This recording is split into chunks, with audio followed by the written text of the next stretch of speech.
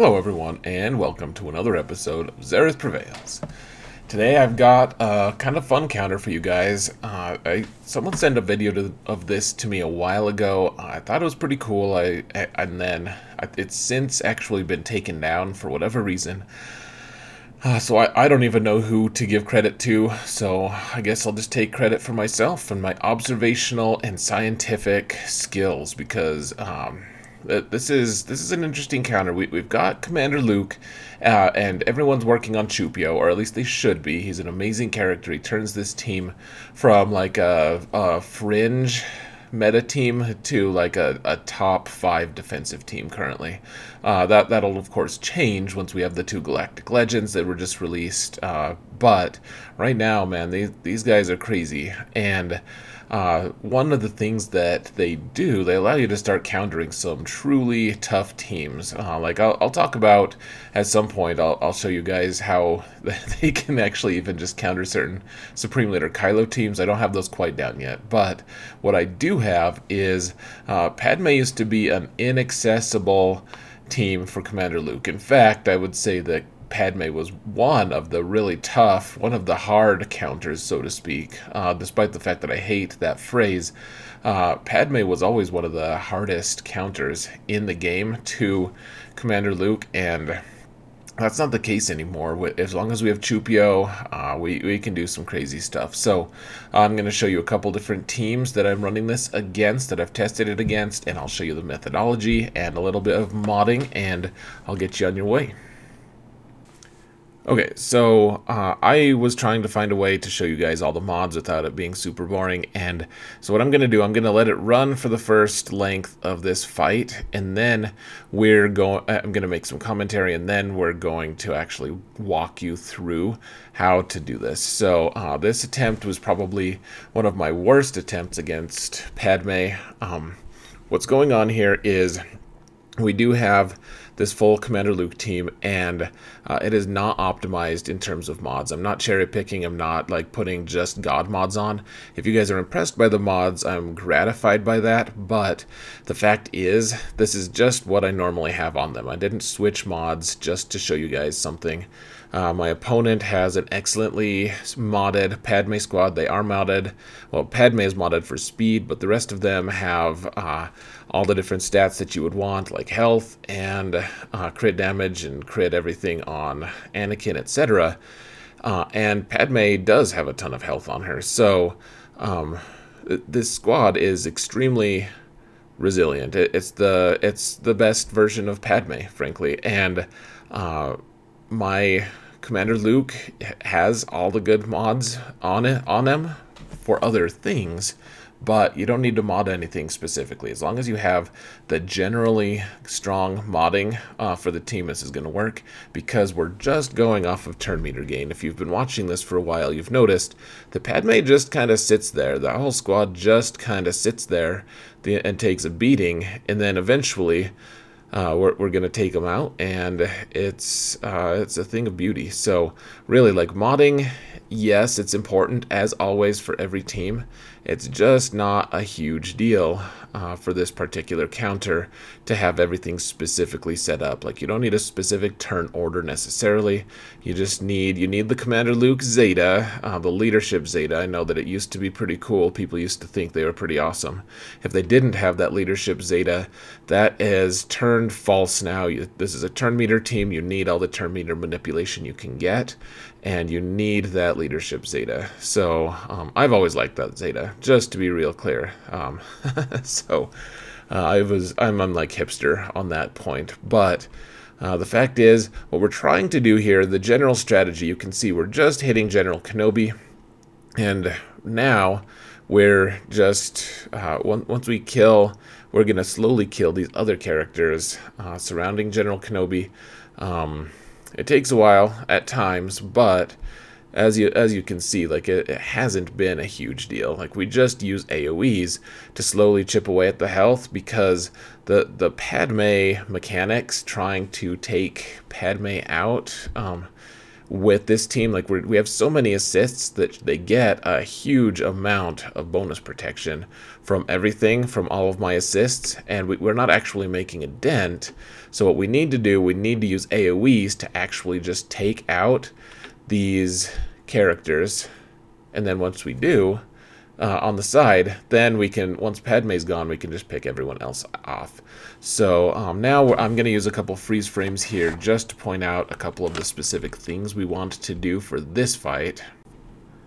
So first off, we need to get that protection off of Anakin. They don't have a way to regrow protection.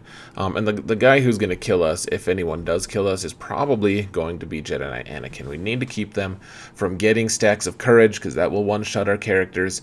We also need them, we're going to keep them from getting turns for the most part, but Anakin's the guy. If we kill anyone else first, or even hurt them down to 50% health, he is going to do a huge AoE, and it could potentially jeopardize us, and our counters aren't going to do anything because of the mechanic from Padme of giving all of that extra, that bonus protection. So we're going to target Anakin with our very first shot, and then every other shot basically is going to go on to General Kenobi.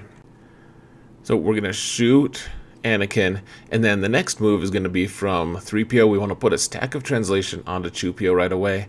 I don't know if this is optimized, but we do want to get him to 3 stacks as fast as we can, and we'll freeze frame here just so I can explain a little bit. So we want to use the Dispel. That's the first special from Chewpio, just to get rid of all of their buffs, and to we get blind on them, all of this stuff. It's a really good move. We want to start getting it on cooldown so that we can use it again and again. Once we get 3 stacks of translation from 3PO onto Chewpio, gosh, it's weird saying those two names together. Once we get 3 stacks onto Chewpio, though, then when 3PO uses a basic, it reduces those cooldowns. So Chewpio never really has to use a basic unless he's assisting, which of course he does every time someone goes, but beyond that, he doesn't need to use his basic. He can use either the Dispel ability or the AoE damage ability. So I usually want to choose the first special. Now you'll see that I actually do something different here. I'm just doing the damage one. That's okay too.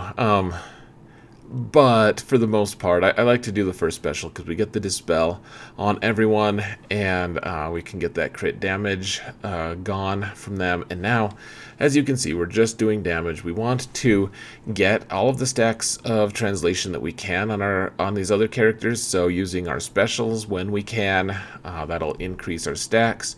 And yeah, so even though I could hit someone else here, I decide to just do a basic on Kenobi that increases our turn meter and keeps those cooldowns reduced on Chewpio. And really, we're just doing damage. Watch this turn meter, though, guys. Like, they aren't taking turns. Padme's about to get a turn, but her first move is always a kick anyways. So we do an AoE here, does some damage. Everyone gets some protection up, of course. And really, the main damage that we're doing is going to be from Chewie. His AoE is really going to be good for that. So they do have all these stacks of protection. We get them all down, knocked down from Chewpio, just in time for Chewie to do his AoE. And you can see that Anakin is not doing great. No one is. It's wonderful. So we're just going to keep hitting them. Every once in a while, we want to look at the turn meter on the characters when 3PO gets a turn. If everyone's turn meter is a little bit low, then we want to call a mass assist from 3PO, just so that we can get a bunch of turn meter. Like, because we're gaining turn meter from causing effects and from them resisting and from all this stuff. So if everyone's turn meter is low, like right now, we want to call a mass assist and everyone shoots. Now everyone has a ton of turn meter once again. And just on the side there, we take out Ahsoka. At some point, we killed Anakin. And now, as you can see, I haven't targeted Anakin or Ahsoka or Padme at all since the very start. We're just doing AoE damage. And yeah, now Padme's low enough, we can just go in and take her out with Luke, clean it up, and that's that. Once Padme's gone, the other guys fold, and that's it. So let's go through these other counters. So this is a team, this is much easier to beat. This is actually, I did this a long time before I took my initial footage that I showed you guys just now. This was like the first time I tried it, because I thought maybe I'd be facing this composition in Grand Arena, and I wanted to test it just to make sure it would work. So we have R2-D2 here instead of 3PO. This squad is, I would argue, even potentially better modded than the last one. But I probably make a couple unoptimized decisions, but the principles remain. My modding is the same on this as well. It hasn't changed between the two videos. But you can see Anakin was close to death there, so I just, an enterprising Chewie just went in and took him out. One of the interesting things about this particular build is that everyone is in stealth except for General Kenobi. So, I mean, the easy way to get rid of that, of course, is just using the special from Chewpio, and the special dispels everyone, puts blind on everyone, and you can go about your business. So the health on Padme is looking kind of tempting. Like, it'd be nice to just take a quick jaunt over with Han and try to take her out, but you'll note that they all do have crit avoidance right now, so you're not going to do a huge amount of damage to any of them. But as you can see, once we get them low enough, we can just take them all out. So yeah, once Padme's gone, the rest is pretty easy. And really, I mean, that's about it, folks. We can watch the rest of this fight, and we'll just call it good, because who wants to keep watching the same thing? Go out and try it yourself. And this is a great option for Grand Arena, of course. It's not going to be that helpful in Arena, but Padme squads, people are still putting them on defense all the time. Actually, more and more I see them on defense. So Padme's a good squad on offense, still on defense as well. But it's nice to have this weapon in your arsenal when you can find it. So, actually, guys, I lied. I'm not going to let you guys see the rest of this. Just go out and do it. It's the same thing. Just hit Kenobi, use AoEs, and win. Don't let Padme take a turn. You can taunt her a second time, just like in Monty Python. And that's about it. It's a pretty cool counter, guys. I really have a lot of fun with it because of how it reverses how it used to be. It used to be Padme was untouchable by Commander Luke. That's just how it was. Now, Commander Luke is untouchable by Padme. It's quite interesting. So, anyways, guys, I love you all. Thank you all so much for watching. And remember that in all things, Xaereth prevails.